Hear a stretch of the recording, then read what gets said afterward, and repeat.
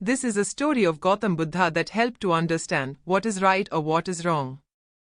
So guys, if you want to improve your inner skill, watch this story until end. Story goes like this.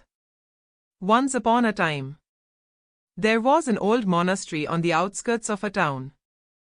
Many young boys who wanted to study Buddhism would come to live in the monastery and learn from the Zen master.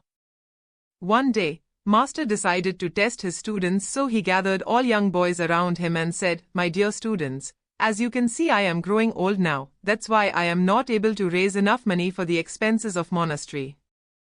I have not taught you to work from money, but we need money to keep running this school. I want to keep running this school, we need to raise funds."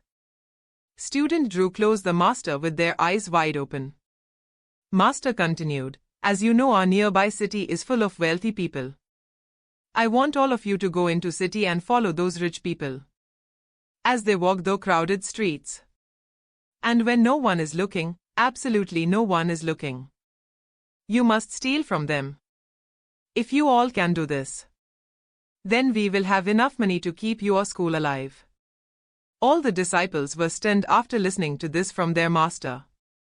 They all said in one voice, "But master, you have taught us that it is how to steal from anyone." Master replied, "Yes, indeed I have. It would be wrong to steal if it was not absolutely necessary. And remember, you must be not seen by anyone while stealing. If anyone, just anyone can see, must not steal. Do you understand?" Said master. "Yes, master," students replied, but they were nervously looking at each other. They were thinking, what has happened to their master? Why he is telling them to steal from people? But no one could say anything. Then the master said, "Now go and remember, you must not be seen while stealing." Gradually young boys started to get up and quietly begin to go out of the monastery. Master also got up and watched them go. When master turned back, one student still standing quietly in corner of a room. "Why did you not go with others? Don't you want to save our school?" asked the master. "I do, master," disciple replied calmly. "But you said that we had to steal without being seen, and there is no place on earth, no work in the world that can be done without seeing. If no one can see me, at least I would always see myself. Then how can I steal when I am seeing myself?" Said disciple. "Excellent!" exclaimed master. "This is the lesson that I hoped everyone to learn. But you are the only one who could it." Then master asked him to go and ask everyone else to return to monastery. Student ran out and found his friends, who were nervously gathered just at some distance of the monastery and trying to decide what to do. When they returned, master explained them everything, and all of them understood the lesson.